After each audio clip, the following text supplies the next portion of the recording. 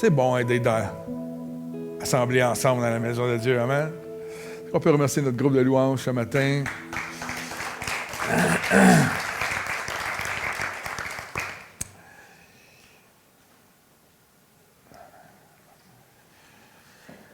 Amen.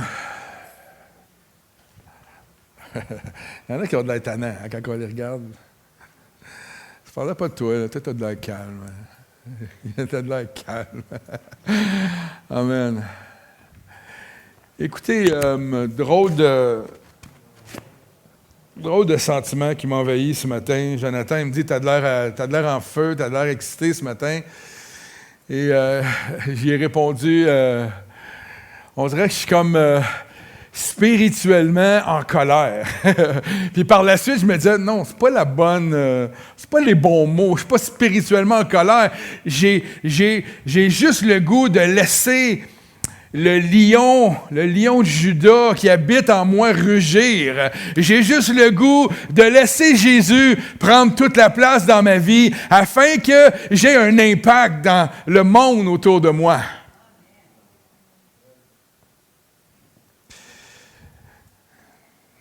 J'ai tellement plus le goût, je pense pas que je l'ai déjà eu, là, mais de jouer à l'église. Je fais le très radical ce matin, excusez-moi, là, mais...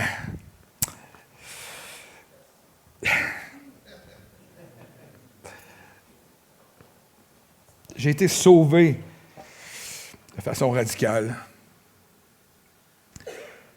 Et quand vous y pensez, Christ, notre Sauveur, notre Seigneur, celui qu'on aime, le merveilleux qu'on a chanté, il est mort de façon radicale.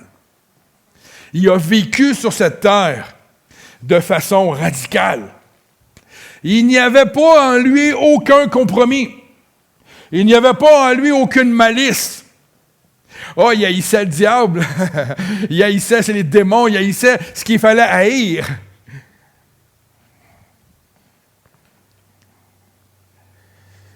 J'ai une phrase que je vais vous faire paraître à l'écran. Ralph Waldo, c'est un philosophe, humaniste.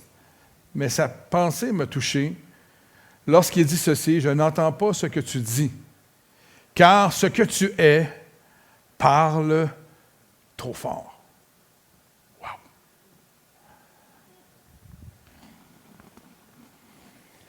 Une citation qui énonce bien une vérité qui est fondamentale à ce qui a trait à l'identité humaine. Que tu sois chrétien ou pas. Je n'entends pas ce que tu dis, car ce que tu es parle trop fort. Ce que tu projettes parle trop fort. Ta personne parle trop fort. Parce qu'avant même qu'on ouvre la bouche, vous ne le savez peut-être pas, mais on analyse les gens, l'extérieur parle beaucoup plus fort, souvent, que ce qui sort de notre bouche, finalement. Alors, la question que je veux vous poser ce matin, 3 mots, simples. Qui es-tu?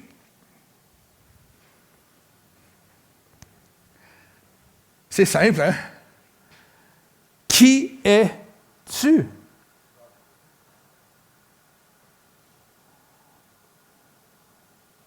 Si je vous le demande ce matin, j'en prends 3.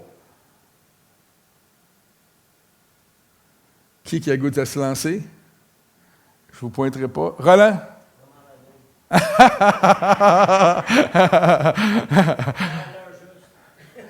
Qui es-tu, Roland? Amen. Allez-y. Qui es-tu? Pardon, j'ai pas tant.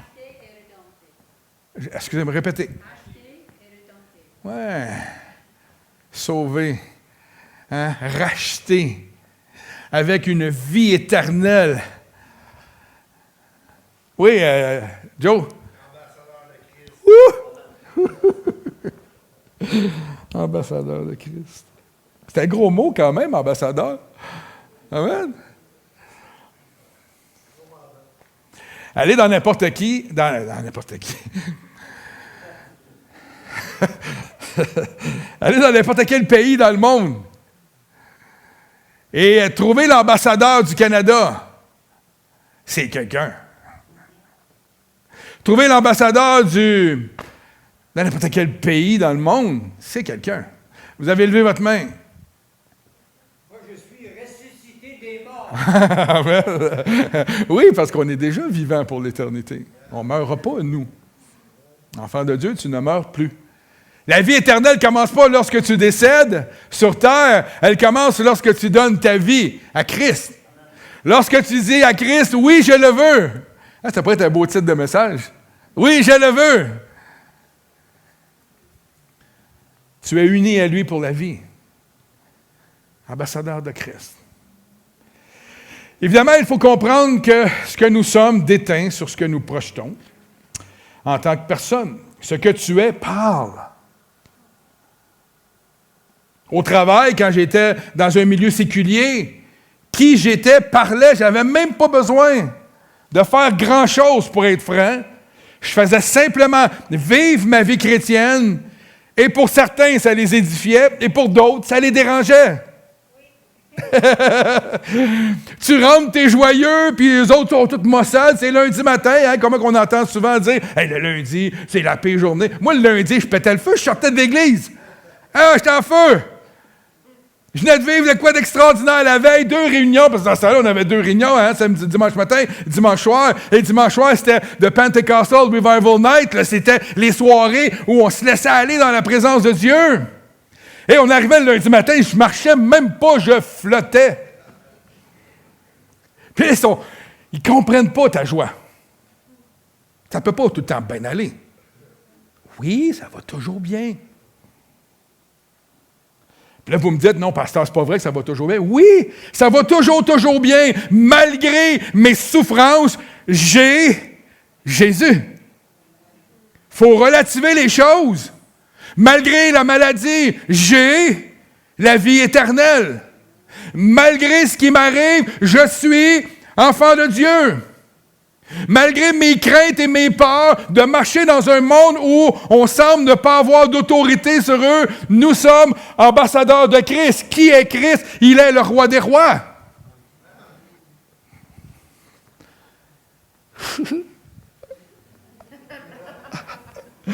Ah, Seigneur, je suis émotif ce matin parce que je veux qu'on comprenne, frères et sœurs, qu'il faut faire plus pour Christ.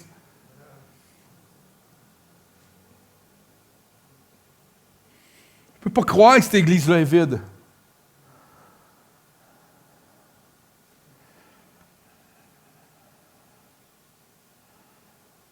Et ce matin, si on est dans cette salle, en tant que chrétien, on devrait comprendre, on devrait en principe comprendre que cette vérité est d'une importance capitale.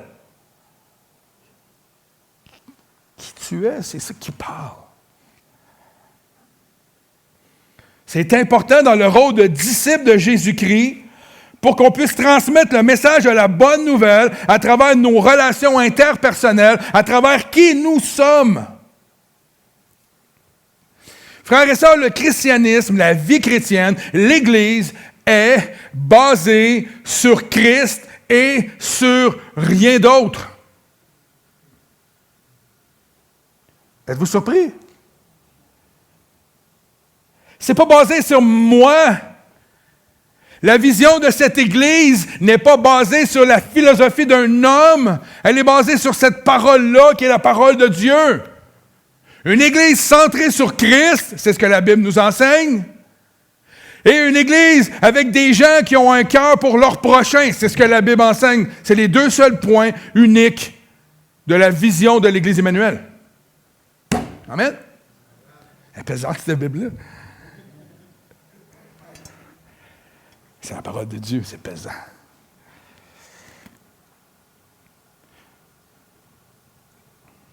Basé uniquement sur Christ. Uniquement sur Christ. Et on s'entend-tu pour dire que le Seigneur aurait pu trouver une autre solution pour sauver le monde? Right? C'est Dieu. Il aurait pu dire, je vais mettre des machines à chaque coin de rue. Les gens y vont, ils se font poser une question, je réponds oui, non, t'es sauvé, pas sauvé. Je ne sais pas, je niaise. Mais Dieu aurait pu trouver une autre solution, right? Que d'utiliser des hommes et des femmes pour apporter l'œuvre de la croix au monde entier. Il aurait pu utiliser une autre méthodologie. Il aurait pu zapper l'humanité encore une fois, recommencer à neuf. Il aurait pu.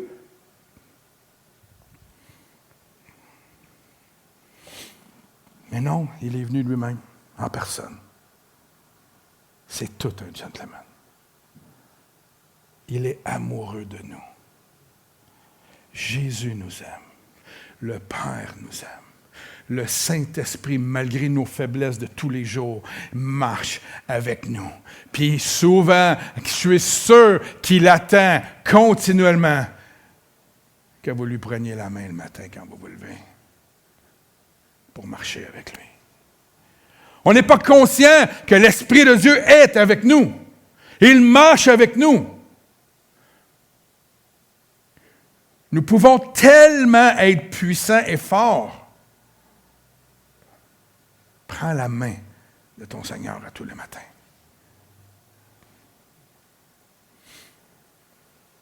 Mais en venant sur terre, notre Seigneur, comme nous l'avons vu la semaine passée, est venu comme un serviteur. Comme un modèle en chair et en os, Dieu parmi nous, afin de nous montrer pourquoi il est venu parmi nous. Mais c'est pour nous montrer concrètement comment nous devons nous comporter et comment on doit être. Parce que lui le savait déjà lorsqu'il est venu sur terre, qu'il était pour utiliser ceux et celles qui viendront à lui pour amener le monde à Christ. Il savait, son plan était établi. Donc il est venu lui-même sur terre, en chair et en os. Dieu parmi nous, afin de nous montrer concrètement comment nous devons nous comporter et surtout comment nous devons être. Je me souviens d'avoir eu une discussion avec un de mes patrons lorsque je travaillais comme ouvrier d'entretien. Un jour, il vient me voir, puis là, il s'accote, il se met dans mon bureau de même, puis il s'accote les deux bras. Puis ça, tu dis, non, tu ne regardes pas bien. Il dit, écoute bien, tu vas cirer, décaper des planchers. À tous les soirs, je veux que tu me fasses un plancher par soir. Puis ça va être comme ça. Puis c'est tout, je veux que ça soit comme ça. Fait que là, je le regarde, j'ai dit, excuse-moi, boss, là, mais c'est des corridors d'école, comment c'est long et large. Là, ça a comme 10-12 pieds de large par, je sais pas, c'est long. Là, je sais pas comment ils sont longs, les corridors, parce que moi, je travaillais. Mais là, il me dit, je veux que tu en fasses un par soir. Puis là, il réalise pas ce qu'il dit.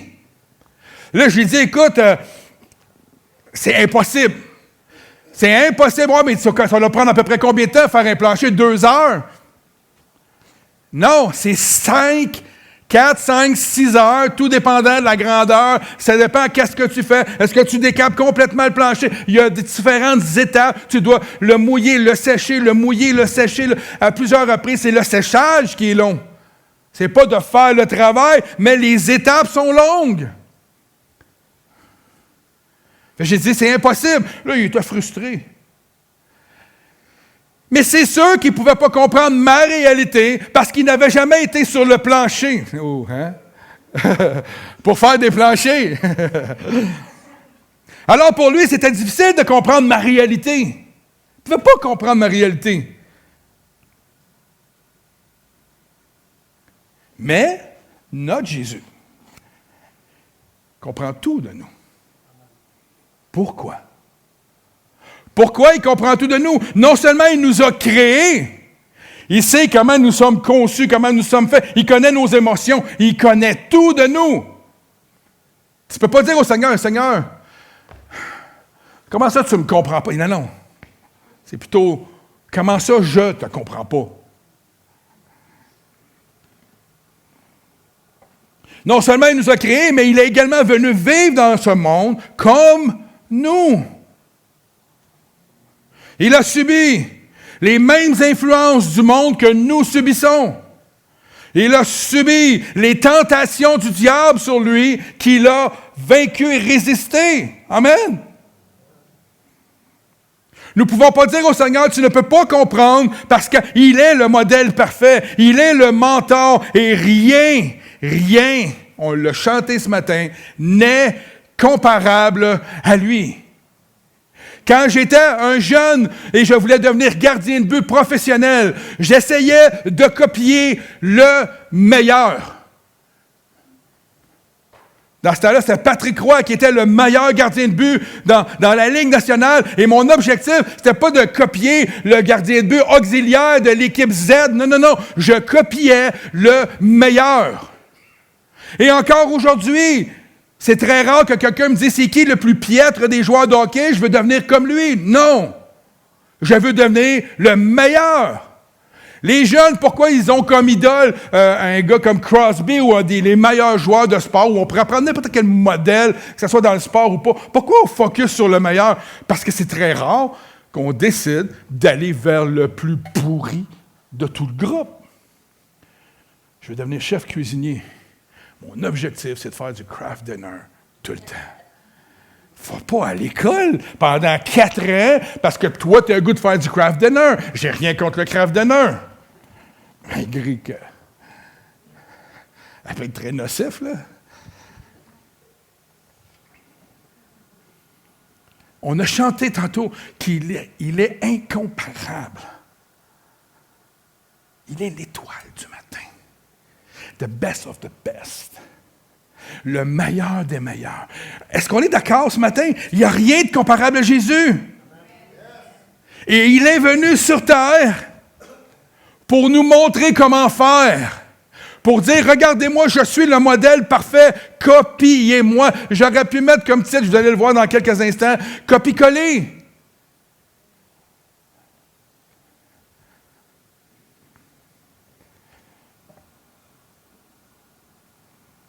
Le titre du message, c'est « Être comme Jésus-Christ seulement ». Non? Être comme Jésus. Seulement, il y a seulement lui comme modèle pour un croyant. Est-ce qu'on peut avoir autour de nous des modèles de croyants qui sont en feu, qui sont zélés? Paul le dit lui-même, « Soyez mes imitateurs comme moi, je le suis de Christ ». C'est correct. Quand nous sommes parents, qu'est-ce qu'on veut transmettre à nos enfants le plus possible? C'est le modèle de Jésus. On veut transmettre Jésus à nos parents, à nos enfants, right? Ouais, des fois, c'est les enfants qui le transmettent aux parents. Là.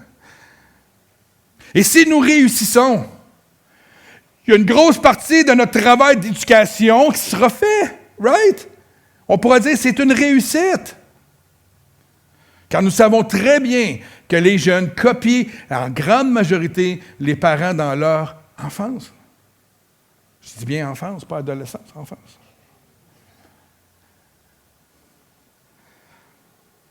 Ce matin, j'ai reçu un courriel de Dunamis. Dunamis, qui est le ministère de jeûne et prière à l'Église. On a une chaîne de jeûne et prière à l'Église. Si vous voulez vous inscrire, je pense qu'il y a encore la feuille au babillard, allez donner votre nom. Il y a des heures de prière et de jeûne. On veut jeûner et prier pour que dans cette Église, il se passe quelque chose. Et un matin, Roland, qui est responsable de cela, a envoyé un courriel. Et dans son courriel, il disait de prier, il y avait une requête de prier, parce que c'est le début des classes, et de prier pour nos jeunes pour qu'ils puissent être une courroie de transmission à la foi. Ça, j'ai vu ça, là, 15 minutes avant de sortir de mon bureau ce matin. Puis après ça, je me suis dit, mais la meilleure manière que nos jeunes deviennent des courroies de transmission est de voir leurs parents, leurs frères et sœurs, les gens de l'Église, être eux-mêmes des courroies de transmission de la parole de Dieu. Des statistiques intéressantes au sujet de notre influence sur nos enfants. Regardez bien ça. Saviez-vous que si maman va régulièrement à l'église, si maman va à l'église, papa il ne va pas là, mais si maman qui va à l'église, seulement 17% des enfants resteront fidèles tout au long de leur vie au Seigneur. Si papa va régulièrement à l'église, messieurs, vous avez un rôle très important. Si papa va régulièrement à l'église, 55% des enfants resteront fidèles tout au long de leur vie au Seigneur. Mais si maman et papa vont régulièrement à l'église, 72% de leurs enfants continueront de rester fidèles au Seigneur.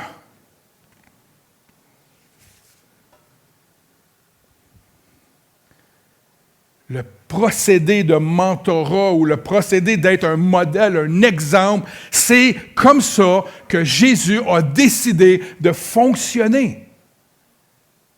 Il est le modèle ultime. Nous avons des leaders, des gens qui, des fois, qui ont de grandes années de sagesse spirituelle chrétienne, de vie chrétienne, qui deviennent des modèles. Même des fois, des jeunes dans la foi ont plus de maturité et de sagesse que des gens plus vieux. Ça peut arriver. C'est la même chose entre nous, frères et sœurs. Plus nous sommes à la ressemblance de Christ, plus notre impact sur nos frères et sœurs est grande. Nous avons tous, les uns envers les autres, un rôle de mentor. Pas de menteur, de mentor. De frères et de sœurs. Souvenez-vous de vos frères et de vos sœurs pour ceux qui en ont eu. Moi, j'étais l'aîné. Et je me souviens comment mon frère me regardait puis qu'il voulait copier qui j'étais. Malheureusement, dans ma jeunesse, ça a chiré, comme on dit, hein, ça n'a pas bien été. Puis il n'a pas bien été pendant un bout de temps. Parce qu'il répétait ce que j'étais. Bon, mon frère n'était pas aussi beau que moi, mais si tu écoutes la vidéo, c'est correct. Aujourd'hui, tu t'es rattrapé un peu.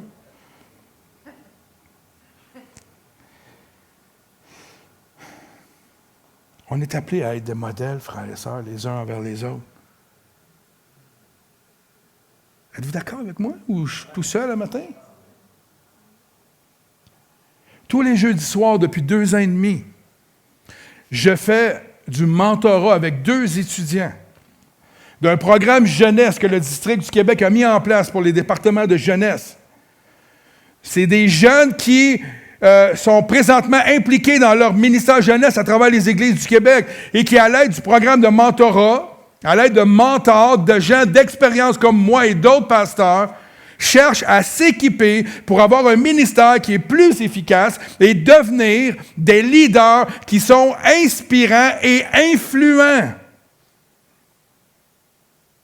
Je dis tout le temps à mes mentorés, je ne le fais pas pour que vous soyez meilleurs prédicateurs, je le fais pour que vous soyez de meilleurs chrétiens.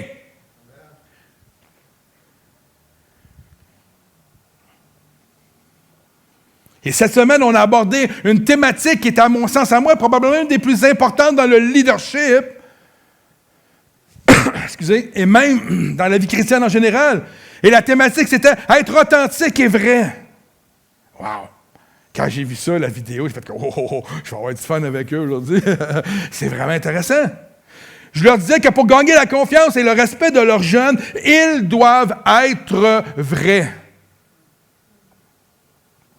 Pour que leurs jeunes deviennent passionnés de Jésus, ils doivent être passionnés eux-mêmes. Tu veux que tes jeunes louent le Seigneur le vendredi dans ton groupe jeunesse, mets-toi pas en arrière puis leur dire « Lève tes mains et loue le Seigneur ». Mets-toi en avant, loue le Seigneur. Loue-le de tout ton cœur.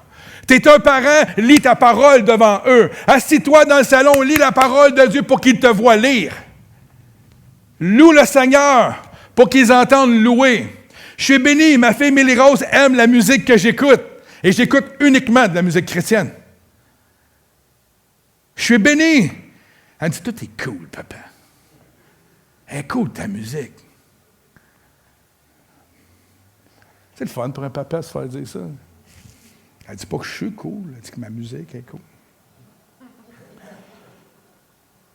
Mais pour être authentique avec les autres, écoutez bien, là, tu dois l'être premièrement avec ton Seigneur. Être franc, complètement ouvert avec lui. On ne te demande pas d'être parfait. La parole de Dieu n'enseigne à aucun endroit d'être parfait. Elle dit, viens à moi comme tu es. Chrétien, pas chrétien, que ça fasse longtemps ou pas, il est, lui, parfait. Nous, on a juste besoin de se garrocher dans ses bras avec nos souffrances, notre réalité. On a tombé, on se relève, on s'en va dans ses bras. Jamais il va te laisser sur le plancher. Il va toujours te tendre la main pour te relever. Toi, tu prends-tu sa main? Prends-tu sa main? Parce qu'il est là.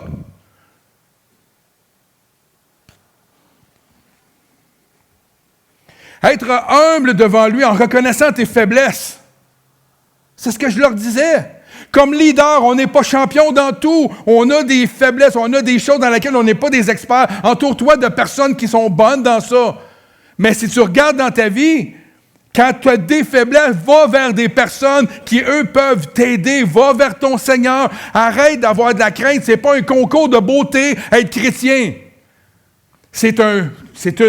Être chrétien, c'est une vie de transformation quotidienne. Et pour l'éternité, pas pour l'éternité, pour jusqu'à ce que le Seigneur vienne te chercher.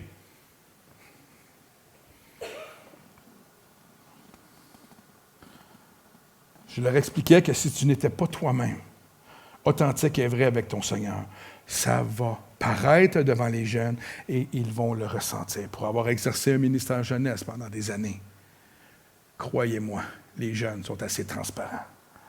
Ils ne sont pas comme nous autres, les adultes. Pas matin, il est plate, le pasteur. Ils font des beaux sourires quand même. Pas eux autres. Tu prêches puis tu es plate. Ils n'ont pas le goût de rire. Tu n'es pas un vrai chrétien, ça ne leur tentera pas de te suivre. Ils sont comme ça. Ils sont comme ça, les jeunes. Ils sont transparents. Un chrétien en parole seulement, ça paraît. En lien avec cela, ce matin, j'ai un texte de Paul aux Corinthiens qui me touche beaucoup et qui m'a permis de comprendre il y a longtemps comment avoir un impact qui sort de l'ordinaire sur les gens qui m'entourent. Les disciples de Christ ont comme mandat d'être des agents de réconciliation. C'est ça notre mandat. D'être des messagers de la bonne nouvelle, des distributeurs de l'amour et de la grâce de Dieu. Amen. Il n'y a rien d'autre dans le fond. Il y a plusieurs choses. On peut guérir, prier pour les malades, mais on est des diffuseurs de Dieu. On n'est pas les diffuseurs de ce que Normand veut. 1 Corinthiens 2. Verset 1 dit ceci. « Pour moi, frère, lorsque je suis allé chez vous, ce n'est pas avec une supériorité de langage ou de sagesse. » Intéressant, Paul, un érudit, un homme de grande éducation, dans un milieu où, à l'époque, la science prédominait sur les discours. La philosophie grecque était présente dans ces années-là, et Paul s'en va chez les Grecs, les Corinthiens, pour leur dire, je ne suis pas venu avec une supériorité de langage ou de sagesse, parce que c'est ça qui impactait les gens, c'était l'éloquence des mots. Je suis allé vous annoncer le témoignage de Dieu. Wow! Car je n'ai pas estimé devoir vous apporter, et c'est le clou du message, autre chose que Jésus-Christ et Jésus-Christ crucifié. Paul n'est pas allé apporter, dire, moi, il y a une église à Éphèse, elle est extraordinaire, vous devriez y aller. Non, il est allé apporter le message de Jésus-Christ. Et Jésus-Christ crucifié, c'est important. Il est ressuscité. Il a été crucifié et ressuscité. Au verset 3, ça dit, « Moi-même, j'étais auprès de vous dans un état de faiblesse, de crainte et de grand tremblement. Et ma parole et ma prédication ne reposaient pas, encore une fois, il revient avec ça, sur des discours persuasifs de la sagesse, mais sur une démonstration d'esprit et de puissance. » Et dimanche prochain, lorsque nous allons sortir à l'extérieur, c'est une démonstration de la puissance de Dieu qui va être manifestée et non pas l'éloquence d'hommes et de femmes qui vont arriver avec un message tout fait. Parce que quand on pense comme ça, quand on a la crainte d'aller à l'extérieur, c'est parce qu'on se base sur notre éloquence. Mais si on comprend que ça n'a rien à voir avec nous, que ça a un rapport avec la puissance de Dieu, on va aller n'importe où. Et il n'y aura pas de crainte. C'est pas à propos de nous, c'est à propos d'un Jésus qui a été crucifié et qui est ressuscité des morts, qui est vivant encore aujourd'hui et qui se manifeste comment? À travers ses enfants.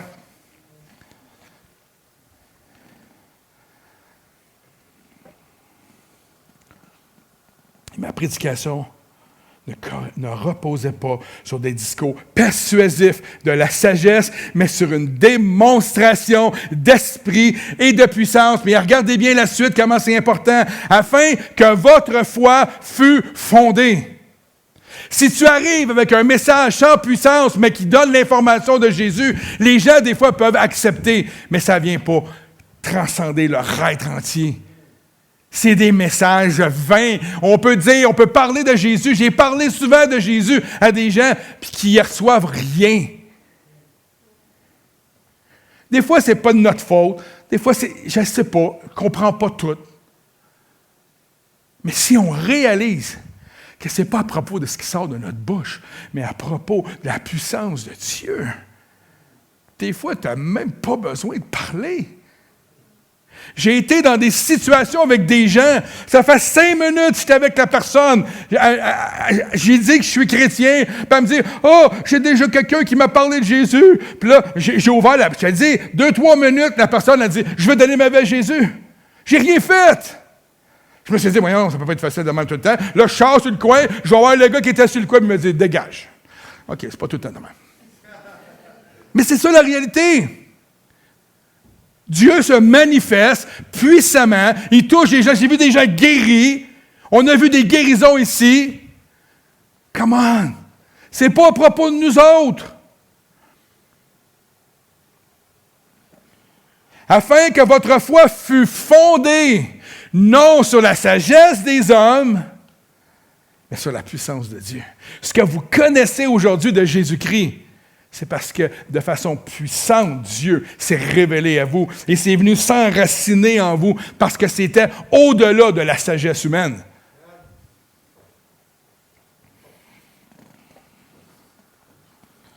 Dans Romains 1,6, il n'est pas à l'écran, ça dit « Car je n'ai pas honte de l'Évangile. » Pourquoi je n'ai pas honte de l'Évangile? Parce que c'est la puissance de Dieu par laquelle il sauve tous ceux qui croient. Quand tu comprends que c'est l'Évangile de Christ, sa parole, qui bouleverse la vie des gens et qui transforme la vie des gens et qui sauve le monde, tu n'as plus honte de partager l'Évangile. Je termine dans 5-10 minutes, c'est bon pour vous? Il y a 3 façons d'évangéliser et d'influencer le monde à découvrir Jésus. On va y aller rapidement. 1, par ton identité.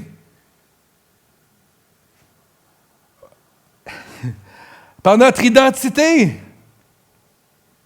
Qui nous sommes. Au verset 3, ça dit « J'étais auprès de vous dans un état de faiblesse, de crainte et de grand tremblement. » Qu'est-ce qu'il veut dire quand il dit ça, Paul? C'est qu'il est en train de dire « J'étais auprès de vous pour annoncer l'Évangile en reconnaissant mes faiblesses afin que la puissance de Dieu puisse se manifester. » C'est ça qu'il est en train de dire. Il est en train de dire que le ministère que je vous annonce, c'est pas mon ministère. Le ministère que je vous annonce, c'est basé sur la puissance de Dieu qui a ressuscité Christ des morts et il est aujourd'hui la solution à ta vie. C'est ça. Notre identité, c'est que nous ne sommes pas Dieu. Il est Dieu. Il vit en nous et nous sommes puissants à cause de lui. C'est ça la réalité. Notre identité se trouve en lui. Elle est, ça a dit tantôt, fondée en lui. Si tu comprends que rien n'est à propos de toi et que tout ce que tu feras est à propos de lui, tu vivras humblement devant Dieu et également devant les hommes. Tu vivras et tu marcheras réellement dans ce monde avec l'image de Christ qui t'accompagnera tout le temps. Et les gens te demanderont, qu'est-ce que tu as de différent, toi?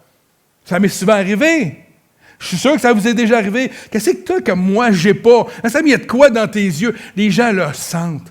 Lorsqu'on est envahi de la présence de Dieu, les gens le ressentent. Frères et sœurs, ce n'est pas une joke. Les gens ressentent ces choses-là. Tu ne dégageras pas une odeur d'humanité basée sur la sagesse des hommes, mais tu auras un impact hors du commun, basé sur la révélation de Christ, basé sur la puissance de Christ. Car Christ et son esprit t'accompagnera. Si tu cherches à être comme lui, si ton objectif de vie en tant qu'enfant de Dieu, c'est chercher à être comme lui, à être transformé par lui, à être rempli de lui, tu ne seras plus jamais un chrétien sans odeur, sans identité, sans force, et tu auras un impact dans ce monde, laisse-moi te le dire. Ton identité n'est pas d'être comme le monde. C'est pas ça qu'on est appelé à être.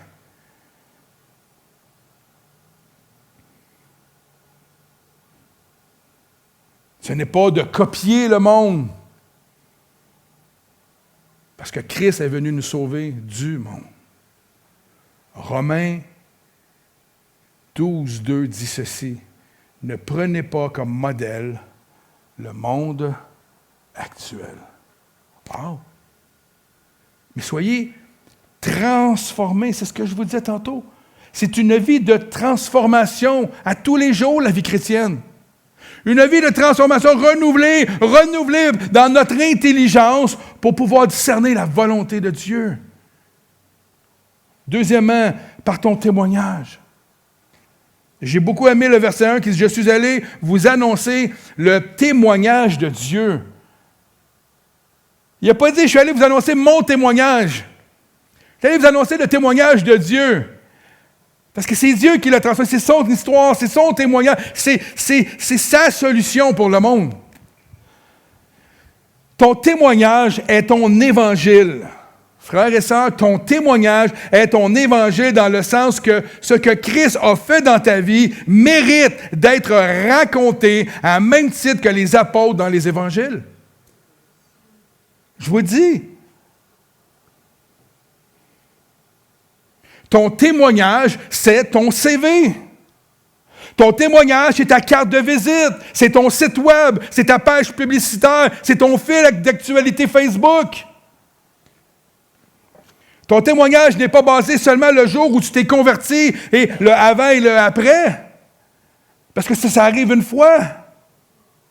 Mais ton témoignage est basé sur ta vie de tous les jours, de ta relation avec lui. Tout ce que tu traverses à tous les jours dans ta vie, si Christ est le maître de ta vie, il va te transformer, il va te donner les solutions, il va te permettre de réussir, il va t'amener là où ton cœur désire, right? C'est ces témoignages-là de tous les jours. Comment toucher une mère de famille qui ne travaille pas à l'extérieur? C'est par le témoignage d'une vie simple, d'une mère de famille consacrée à Jésus, en feu pour Jésus, qui peut faire la différence dans la vie de cette femme-là. Mais n'importe qui est chrétien peut faire la différence.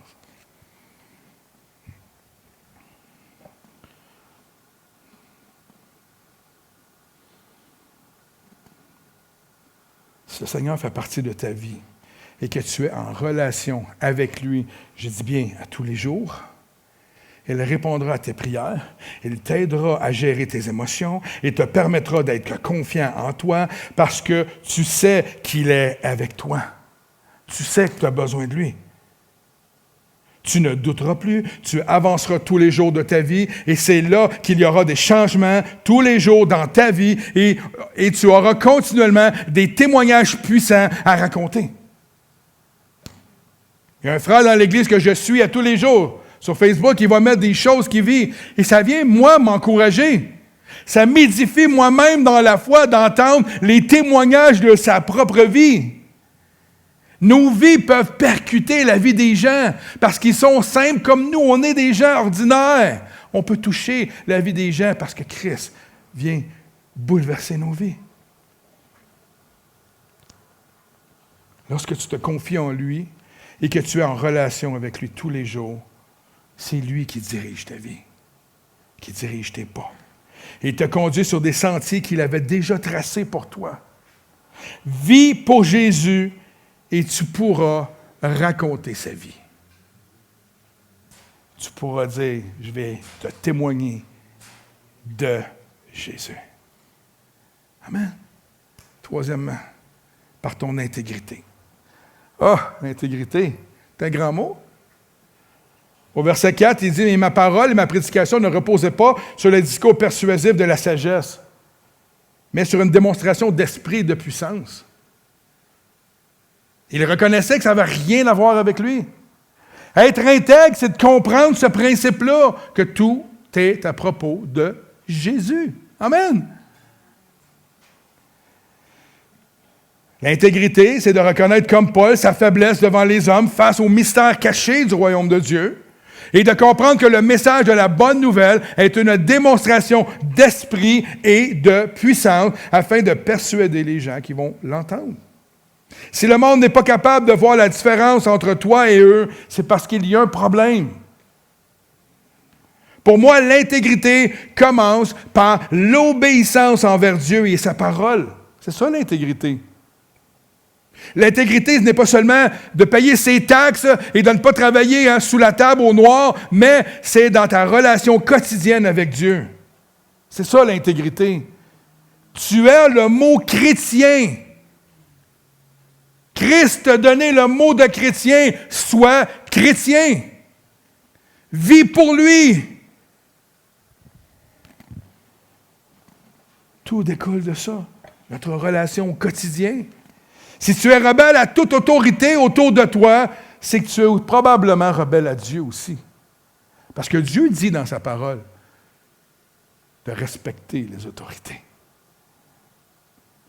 Si la police t'arrête, en tant que chrétien, on doit-tu dire « Ah, c'est pas toi qui vas me dire comment faire. Moi, je ne vis pas de ce royaume. Je suis appartenu à un autre royaume. » Il me semble de loin, si tu ne pognes pas Nick et Simon, tu es dans la chenoute un petit peu. Ouais, mais moi, je n'appartiens pas à ce royaume. Tu ne peux pas me donner un ticket. Tes lois, là, ça ne s'appliquent pas dans ma vie. Il va dire, ah ouais, regarde mon champion, donne-moi tes papiers, sinon je t'embarque. C'est ça la réalité. Alors, si tu es un rebelle à la société, c'est que tu n'es pas intègre dans ta relation avec Dieu et avec la parole de Dieu. Parce que la parole de Dieu dit de respecter les autorités. Oh, ouch! C'est vrai!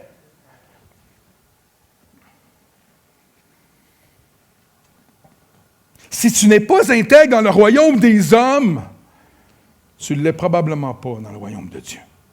L'intégrité est ce qui permet à tout enfant de Dieu de marcher, regardez bien ça, la tête haute, sans avoir honte de l'évangile de Christ.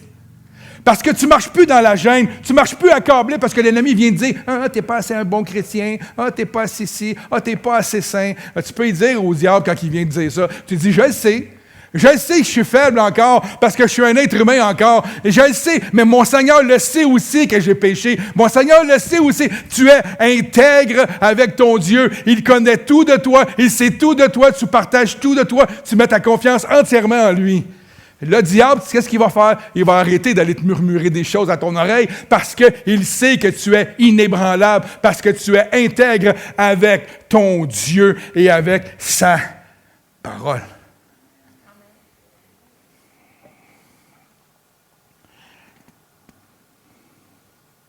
On ne marche pas le torse bombé. On ne marche pas la tête haute avec arrogance devant les hommes parce qu'on sait qu'on n'est rien sans Christ. Mais on marche avec confiance parce qu'on est intègre avec notre Dieu. Les personnes qui marchent dans l'intégrité ne murmurent pas contre le monde, contre n'importe qui. Les gens qui marchent dans l'intégrité ne critiquent pas. Parce qu'ils connaissent la valeur du sacrifice de Christ pour tout être humain sur terre. Un jour, j'étais dans ma voiture et, my gosh, j'avais de la misère. J'ai de la misère des fois en auto avec les gens qui coupent. Puis à un moment donné, je me suis mis à critiquer un chauffeur qui a passé devant moi. Puis le Seigneur m'a repris. Il m'a dit, juste pour ton information, il est mon enfant, je l'ai créé. Pourquoi tu lui donnes des bêtises? Pourquoi tu le critiques? Pourquoi tu lui donnes des adjectifs? Il est ma création. Et j'ai compris cette fois-là, qu'il soit sauvé ou pas, c'est toute la création de Dieu ici. Alors quand je me mets à murmurer, puis à critiquer contre un puis contre l'autre, là, je suis en train de bafouer le témoignage de Christ. Je suis en train de ne plus être authentique, de ne plus être vrai, de ne plus être intègre avec Dieu. Parce que mon témoignage, tous les chrétiens parlent comme ça, on veut sauver le monde. On veut que le monde vienne à Jésus-Christ. Mais on est les premiers à critiquer qui ils sont, qu'est-ce qu'ils font. Ça, c'est un manque d'intégrité. On devrait à tous les jours prier pour eux, prier pour ceux qui nous écrasent, prier pour ceux qui nous maltraitent, afin qu'on soit intègre en toutes choses. Ralph Waldo Emerson, encore lui, il dit ceci, « Rien n'est plus sacré que l'intégrité de votre esprit, de votre intelligence. Et c'est pour ça que j'aime le texte qui dit qu'on doit être renouvelé. Dans quoi? Dans notre esprit, dans notre intelligence, afin de ne pas laisser l'homme charnel manifester de la place dans nos vies. On doit le faire taire. Wayne Chen, qui est un scientifique, un médecin qui fait de la recherche, il dit « L'intégrité engendre la crédibilité. » Wow! Imaginez, tout le monde sait à la job que vous êtes chrétien, vous avez besoin de refaire faire vos planchers en bois franc chez vous, puis il y a un gars qui arrive et dit « Hey, moi, je connais un gars. Je connais un gars, il est hot, le gars. C'est le meilleur gars au monde, mais il va te charger ça pas cher. » Là, il arrive chez vous, puis il dit, parce que je l'ai vécu, il dit « OK, là, ça va coûter 700$ en matériel, et avec le temps et tout ça, si tu veux avoir une facture, c'est 1800$. Si tu ne veux pas de facture, je te le fais à 900. Et tu sauves genre 700-800$. Puis toi, tu fais comme, ben oui, c'est pas grave. Ça c'est pas grave. Il arrive à la job, puis là, ils savent tous que tu es chrétien. Puis le gars, il dit, hey, le gars, hey, c'était un super, merci de m'avoir envoyé ce client-là. Le gars, il m'a donné 900$ cash. Ah ouais? Il dit, chrétien. Ouais. Allô, l'intégrité. Ça a l'air super niaiseux, ce que je vous dis. Mais c'est une réalité. Soyons des chrétiens. Soyons chrétiens. Jusque dans le bout des doigts, frères et sœurs. Je vous le dis, moi, je me faisais surveiller de tout bord, tout côté. Et pour une petite joke grivoise que quelqu'un avait compté sur l'heure du repas à la cafétéria, j'ai comme mis un petit rire. Puis il y a quelqu'un qui s'est reviré et il m'a dit, « T'es pas chrétien, toi? » Oh, sérieux? J'y ai pu été manger avec eux autres après. J'ai réglé ça, je ne me ferai pas avoir. Pas en train de dire qu'on doit être parfait, mais soyons intègres. Soyons intègres. Il ne peut avoir meilleure crédibilité pour un croyant que d'être un chrétien authentique et vrai, de faire la démonstration tous les jours dans vos vies, dans nos vies, d'une vie qui est digne de Jésus. Vivre une vie pour Jésus. Je ne vis plus pour moi. C'est plus ma vie. C'est sa vie en moi. Et le chrétien intègre témoignera de Jésus, car la vie, c'est sa vie à lui. Zig Ziglar, je ne sais même pas c'est qui, OK? J'ai trouvé la citation qui était bonne. Il dit ceci, la meilleure arme de persuasion que tu possèdes dans ton arsenal est l'intégrité. Je trouvais que ça fitait tellement bien avec le chrétien. Lorsque mon beau-père est venu à Christ, le mari de ma mère, un des plus beaux témoignages que j'ai entendu de sa bouche est que pendant des années, alors que sa maman était chrétienne puis qu'elle le harcelait année après année de l'amener au Seigneur, comme toutes les mamans ont fait, on partage à nos enfants avec passion, avec amour, le Seigneur.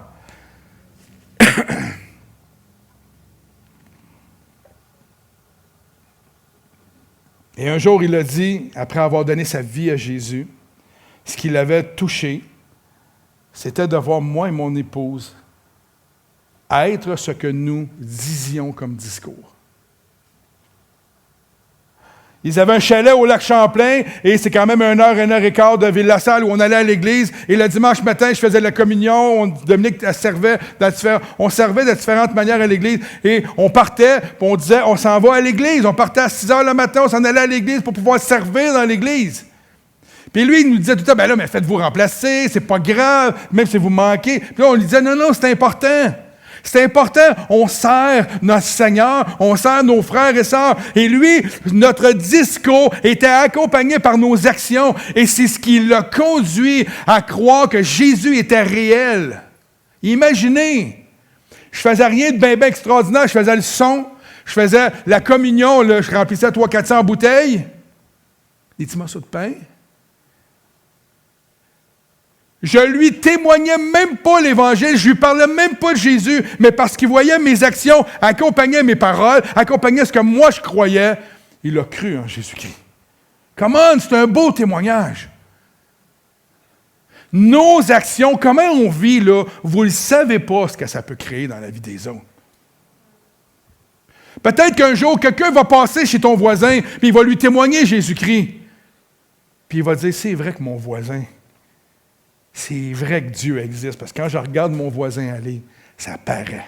Il est vrai, il est authentique. Ce qu'il me dit, il le fait. Je vous le dis, notre intégrité parle beaucoup. Amen. Frères et sœurs, je demande au groupe de revenir. Frères et sœurs, si nous voulons gagner le monde, ce monde à Christ, nous ne pouvons pas faire de compromis, nous ne pouvons pas être comme le monde et avoir un discours chrétien. Hein? On marche comme eux, on fait comme eux, mais on a un discours chrétien. Ça ne marche pas.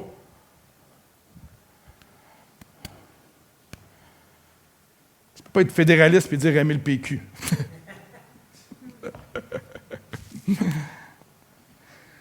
Avez-vous déjà entendu Jésus dire ah, moi, ce que je veux, c'est ce que le monde m'offre?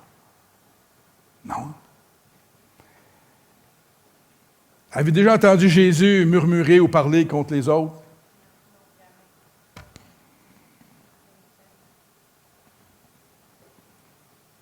Jésus payait ses taxes et ses impôts, frères et sœurs. Il était intègre, payait sa dîme. J'ai jamais vu dans toutes les Écritures Jésus être en désaccord avec son Père.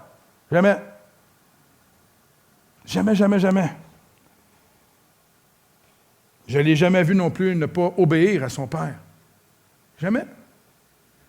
Alors que la croix s'en venait devant lui, qu'un moment de souffrance intense, il a dit au Père, « Père, tu peux-tu éloigner de moi cette coupe, cette douleur qui s'en vient? » Il n'a même pas laissé le Père répondre en disant, « Je le sais. Je sais que c'est la solution. La seule et unique solution pour sauver le monde, c'est que je prenne sur moi les souffrances de ce monde. »